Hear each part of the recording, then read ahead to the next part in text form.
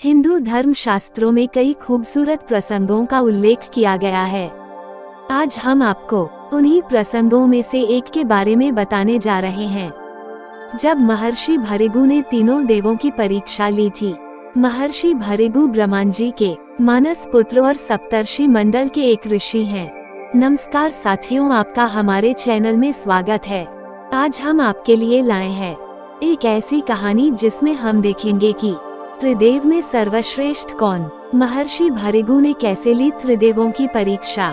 साथियों, इस कहानी को देखने से पहले मेरा आप सभी से निवेदन है कि कृपया हमारे चैनल को सब्सक्राइब जरूर कर ले। साथियों, आप सब मेरे चैनल को सपोर्ट अच्छा कर रहे हैं, मगर मेरे चैनल पर सब्सक्राइब और लाइक कम आ रहे हैं। यदि आप मेरे चैनल को सब्सक्राइब और लाइक करेंगे तो इस तरह की कहानियाँ बनाने के लिए मेरा मनोबल बढ़ेगा। तो कृपया आप मेरे चैनल को सब्सक्राइब, लाइक और शेयर अवश्य करें। तो साथियों, शुरू करते हैं आज की कहानी।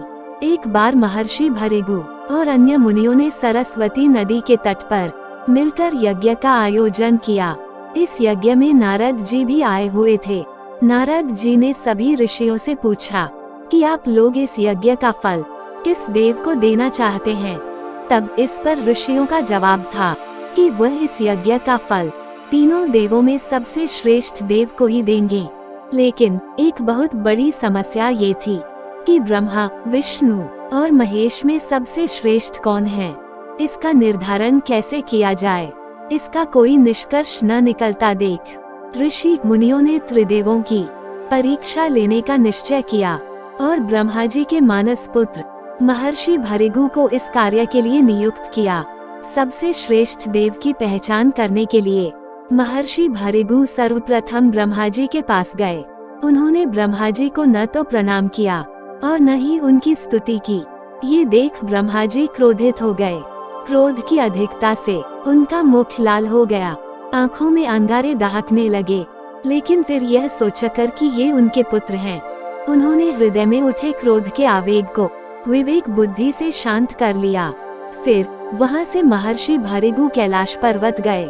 देवाधिदेव भगवान महादेव ने देखा कि भृगु आ रहे हैं, तो वे प्रसन्न होकर अपने आसन से उठे और उनका आलिंगन करने के लिए अपनी भुजाएं फैला दी।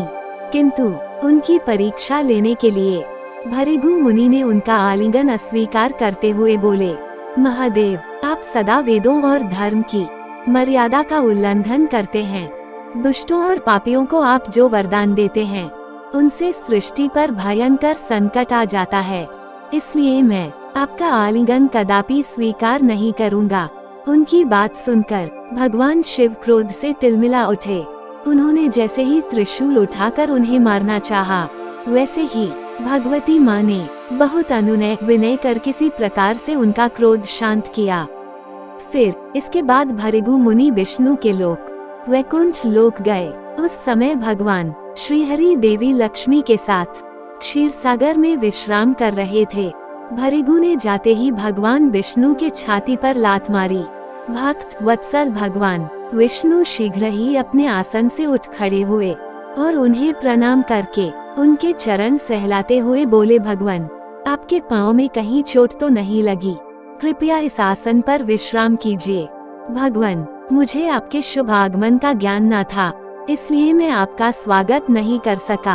आपके चरणों का स्पर्श तीर्थों को पवित्र करने वाला है। आपके चरणों के स्पर्श से आज मैं धन्य हो गया।